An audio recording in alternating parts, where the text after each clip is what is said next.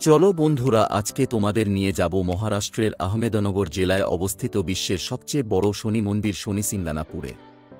মহারাষ্ট্রের সিরডি থেকে মাত্র ৭৪ কিলোমিটার দূরে সিংগানাপুর গ্রামে এই মন্দিরটি রয়েছে। গ্রামটিকে শনি মহারাজের গ্রাম বলা হয়।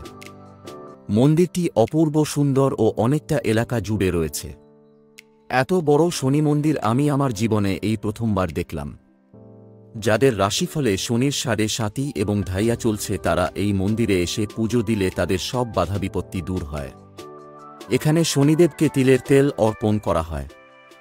বলা হয় শনিদেব নিজে এই গ্রামটির রক্ষা করে থাকেন। এখানকার লোকেদের চুরির কোনো ভয় থাকে না।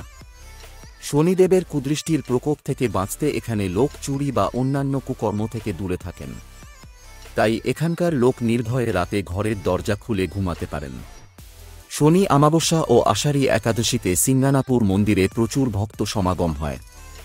এই সময় এখানে পালকির শোভাযাত্রা বের হয়। দেশের বিভিন্ন প্রান্ত থেকে এই সময় মানুষ এই মন্দিরে আসেন। এই তিথিগুলোতে মেলা বসে মন্দির প্রাঙ্গণে। এই শনি সিংগানাপুর মন্দিরটি এতটাই বড় এলাকা জুড়ে রয়েছে যে আপনাকে পুরো ঘুরে দেখতে হলে প্রায় ২ ঘন্টা সময় লেগে যাবে। বলা হয় ন্যায়ের দেবতা শনিদেব খারাপ কাজ করা লোকেদের নিজের হাতে শাস্তি দেন। লোককথা অনুসারে একবার সিংগানাপুর গ্রামে কয়েকজন চোর চুরি করতে এসেছিল। তখন শনিদেব তার কুদৃষ্টির দ্বারা সেই সব চোরেদের শাস্তি দিয়েছিলেন। এরপর থেকে এই গ্রামে আর কখনোই চুরি হয় না। এই সিংগানাপুর গ্রামের বাসিন্দারা রাতে দরজা খুলে রেখেই নিশ্চিন্তে ঘুমায়।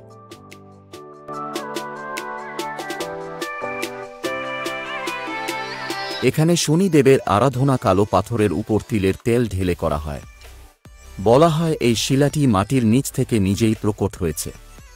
কোনো ভক্ত যদি এই শিলাটির ওপর তেল দিয়ে পুজো করেন তাহলে শনিদেব অত্যন্ত প্রসন্ন হন এবং ভক্তদের উপর তার কৃপা সারা জীবন বজায় রাখেন। এই শনি মন্দিরে ভগবান শনির পাশাপাশি বজরংবলী, মা দুর্গা ও অন্যান্য দেবদেবীর মূর্তি রয়েছে। মন্দিরে এলে আপনার মন মুহূর্তের মধ্যে ভালো হয়ে যাবে। এটি ভারতের একমাত্র শনি মন্দির যেখানে ভগবান শনিদেব খোলা আকাশের নিচে বিরাজ করেন।